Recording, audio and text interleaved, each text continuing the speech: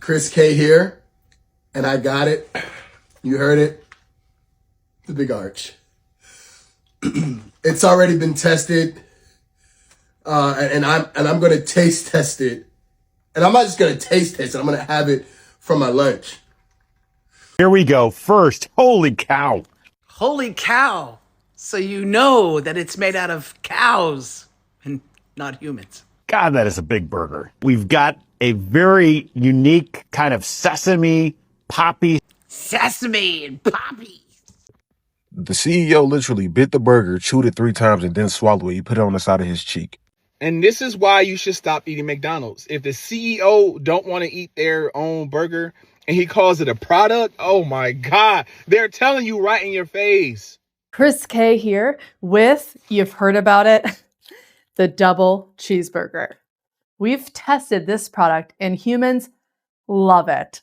We're going to do a taste test, and this is actually going to be my real lunch. Here we go. Yeah. Oh my God. You get you a fry. Oh my, That I fry's can't. bussin'. It makes me want to throw up. What? It's so bad. Well, it's good it's to so me. bad. I like it. It's not good food. We got McDonald's at home. So my son said he wanted Big Macs for dinner. And I'm so tired of going to McDonald's, y'all. I decided I was going to make them at the house. So I went and picked up the ingredients and got to work. When people talk about McDonald's in the Black community, they usually stop at jokes or health debates or respectability politics. But that skips the real history. Because for a long time, McDonald's wasn't just about fast food to a lot of Black people. It was refuge. McDonald's hired Black workers, often when other places wouldn't. Was it glamorized? No. Was it exploitative at times? Absolutely. But it was entry-level access in an economy that routinely shut Black people out. First jobs, after-school jobs, flexible hours. Again, not benevolence. Access. Hey, isn't that Calvin? I haven't seen him for a while. Wonder where he's heading. I heard he got a job. Is that right? Wonder where he's working. Welcome to McDonald's. May I help you? Management team now, Mama. Oh, baby, I'm so proud of you. It's only afternoons. But still, it's a promotion. I gotta get back to work. Guess what, Anna? Calvin is the new manager at McDonald's. Straight up. So you own McDonald's? No, not yet. Do you remember those commercials? I do. My brother used to walk around the living room and be like, Calvin got a job. I thought about him when I saw this TikTok that came up on my feed yesterday. I don't know why, but anyway, I'm going to show you the TikTok. We can laugh together. It was funny to me. Then I realized it was a parody. Watch this. Chris K here, and I got it. You heard it. The Big Arch. It's already been tested, and I'm gonna taste test it, and I'm not just gonna taste test it. I'm gonna have it for my lunch as well. So as we, holy, what the freak? What the heck? That's a big sandwich. But before I dive into the sandwich, let's have a fry. You can't have a McDonald's burger without a fry. Whoo, man, delicioso. We just gonna, it's great fries. So as you see here, you kind of sort of have this poppies. You have a bun of some sort, 2 quarter-pound patties. You have the Big Arch sauce and pickles, as you know, and whew, crispy onions for you know, they're just falling out everywhere. So let's give this thing a bite.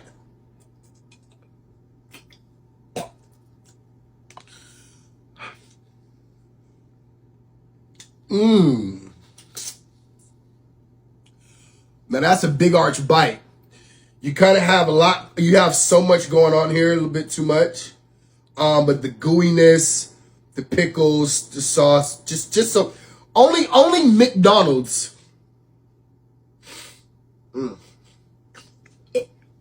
Only McDonald's can make a burger like this, man. So I'm going to get back to eating this and try it. Try it when you can. Chris K here. He is hilarious. A lot of his videos. So I'm watching this, not realizing that there was a real video of the CEO of McDonald's trying a burger. Watch this one. She incorporates it in her video. Watch this. Okay, here with, you've heard about it. Here it is, the Big Arch. Oh, this is going to be interesting. This is something that we have tested already. It's in Portugal, Germany, Canada. I love this product. Because nothing says wholesome, delicious food than calling it a product. It is so good. I'm going to do a tasting right now, but I'm going to eat this for my lunch, just so you know. He's going to eat this for lunch, just so you know it's not made up of humans or anything like that. Here we go. First, holy cow. Holy cow. So you know that it's made out of cows and not humans. God, that is a big burger. We've got a very unique kind of sesame poppy and poppy sort of bun on it. Sort of? I know. We've got 2 quarter-pound patties, a delicious Big Arch sauce, and of course some lettuce. So, there's so much going on with this. Oh, there's a lot going on with this whole video. First of all, let's try to get this thing. I don't even know how to attack it. You don't know how to eat a burger? Really? Got so much to it. Oh, there's also some crispy onions on here as well. I see those kind of coming out. All right, the moment of truth. That is the smallest bite of a burger I've ever seen.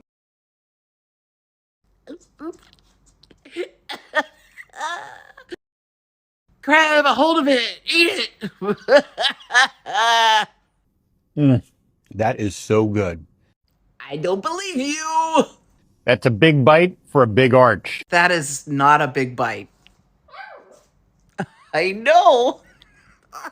Now, while watching him, I could not help but think about the Campbell's soup situation. Remember the Campbell's soup debacle? I think that was in November-ish, where the executive was talking about how he would not eat Campbell's soup, and Campbell's soup is for poor people. Look at this one. Campbell said Wednesday that Martin Bally, a vice president in information technology, is no longer employed by the company. It comes after they determined that the recording with Bally is authentic. They say the recording was shared as part of a wrongful termination lawsuit filed by a former employee against the company. CBS News was able to obtain part of that recorded phone call. Here is part of that conversation. I don't buy this products barely anymore. It's not healthy. But I know what the even in a can of soup, I look at it, you could eat bioengineered meat. I don't want to eat a piece of chicken that came from a 3D printer, do you? I'm going to share one more of the parodies that I was laughing at last night about the McDonald's executive. Chris K here with, you've heard about it, the double cheeseburger. We've tested this product and humans love it.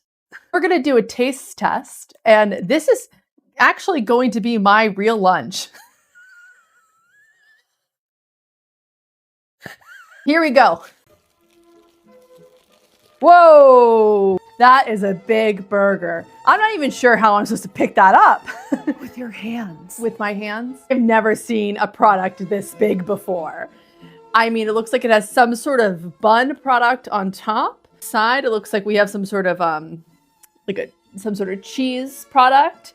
A meat product, and it's even got pickle product in there. When I'm eating my product for lunch, I always need pickles. Before I get into that, let me grab some of these. These are my favorite product we have on the menu. A classic golden fry. Just, A few more before I dig into that big boy. Oh yeah.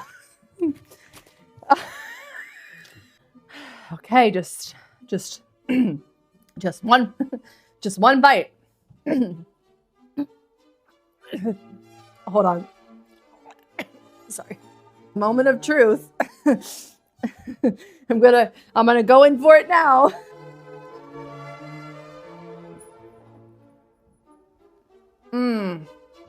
That is so good. That's a big bite for the big arches. Oh God, I think I'm gonna be sick. Now, I'll say this. A lot of executives are choosing not to eat the food that they manufacture because they probably know really what goes into it. So the McDonald's CEO, right, made a video basically giving his reaction to the double quarter pounder burger, right? And we've been knowing this bull for the longest, right? But sometimes you be like, oh, I'm just hungry. It's something quick to eat. Stop eating McDonald's. It's bull. The CEO literally bit the burger, chewed it 3 times, and then swallowed it. He put it on the side of his cheek. As he was talking, he held the burger in his mouth like this. Like it was in his cheek holding it. He didn't swallow it at all. So as y'all may know, some of y'all may know, I drove trucks for the past 4 years, and I drove for a company that delivered to McDonald's stores, the restaurants, right? And we would deliver their beef, fish fillets, Happy Meal boxes, anything McDonald's needed, their cups, everything from the meat to the sporks. We delivered everything, right?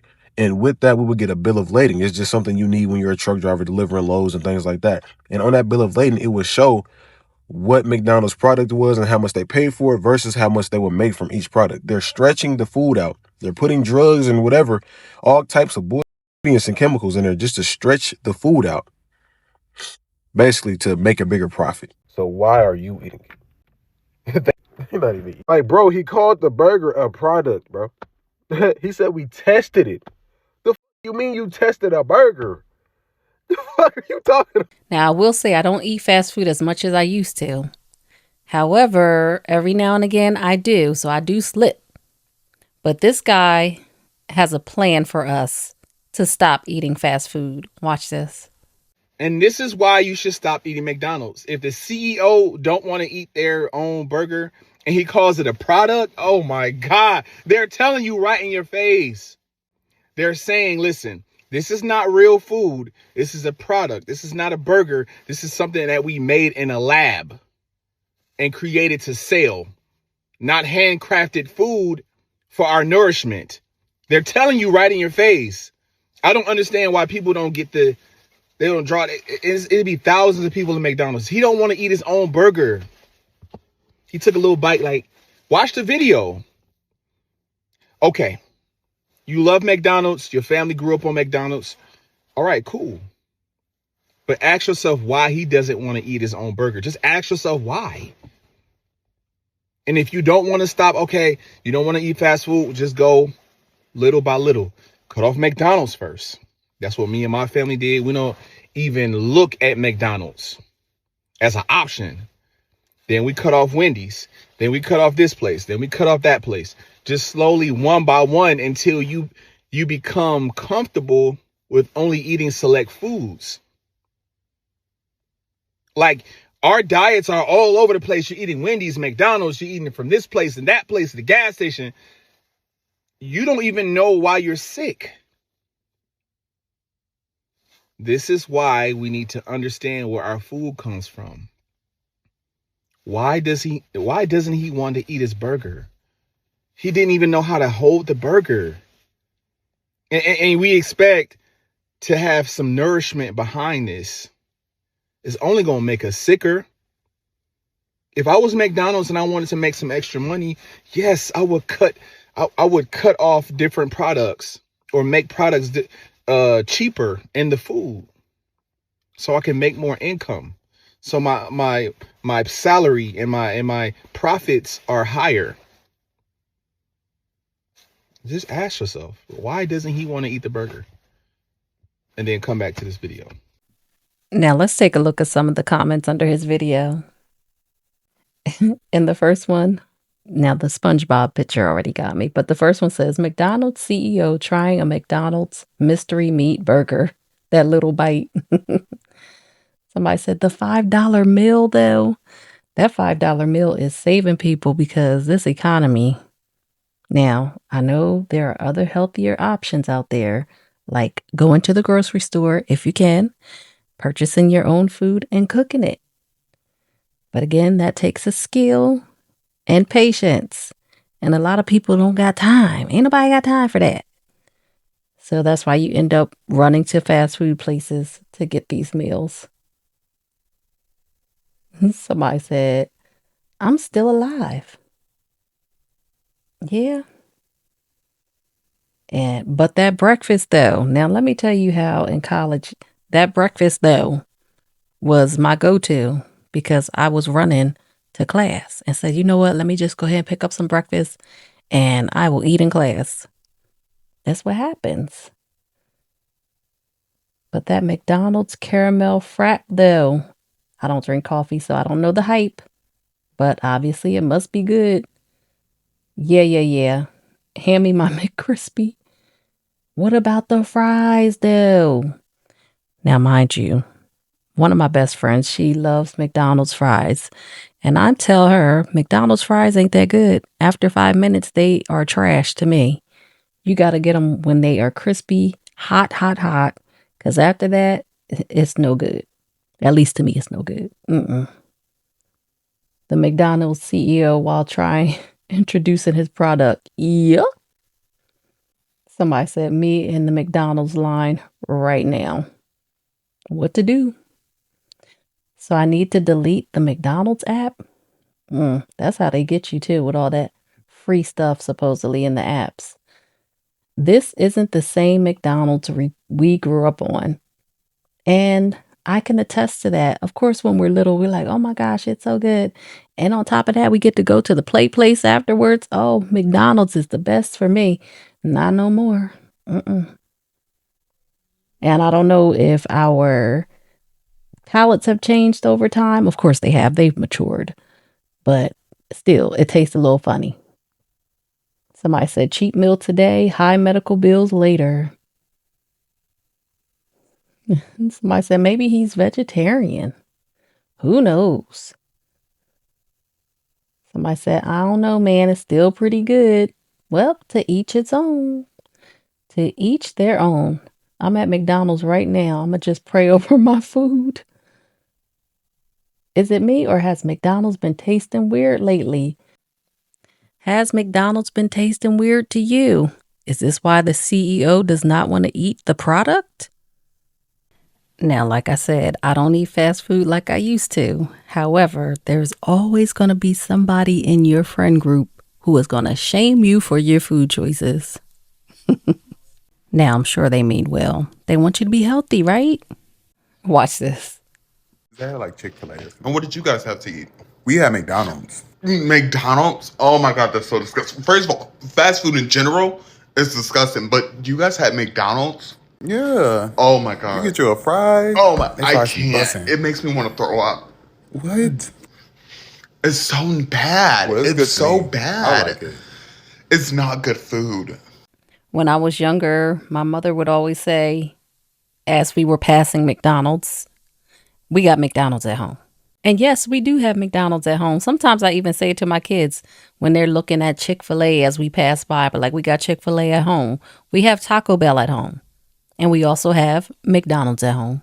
Take a look at this. We got McDonald's at home. So my son said he wanted Big Macs for dinner. And I'm so tired of going to McDonald's, y'all. I decided I was going to make them at the house. So I went and picked up the ingredients and got to work. I got some ground beef. I flattened it, I seasoned it, and I seared it over medium heat. And what's McDonald's without the McDonald's fries? I got this air fryer for Christmas and I could not wait to use it.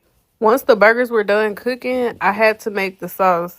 Now, I had to go on TikTok to find the ingredients for the Big Mac sauce, but it ended up coming out really good. I also browned the buns for a little bit in the skillet, and they came out really good too. When putting the Big Mac together, I put the sauce, some lettuce, some onions, then the burger. Then I did the same thing for the top, and I added pickles. Y'all cannot tell me this does not look like a Big Mac from McDonald's. How y'all think I did? Because I feel like this was spot on.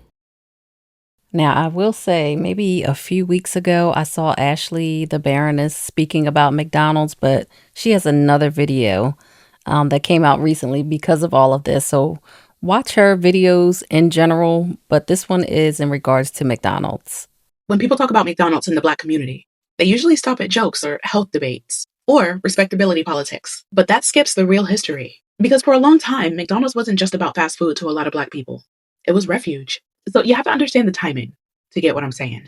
In the 1960s and 70s, the Black community was dealing with something very specific. Segregation hadn't magically ended.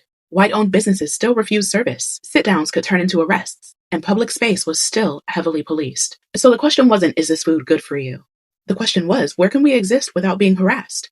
And McDonald's, intentionally or not, became one of those places. Here's why. McDonald's was one of the earliest major chains to aggressively franchise in Black neighborhoods and to Black franchise owners. Not out of moral purity, let's be clear, but out of business sense. They figured out something other companies ignored. Black dollars mattered. Black neighborhoods were underserved. And access equals loyalty. So while other establishments were locking doors early, calling the police, running out of food, enforcing dress codes that just meant that Black people weren't welcome, McDonald's stayed open.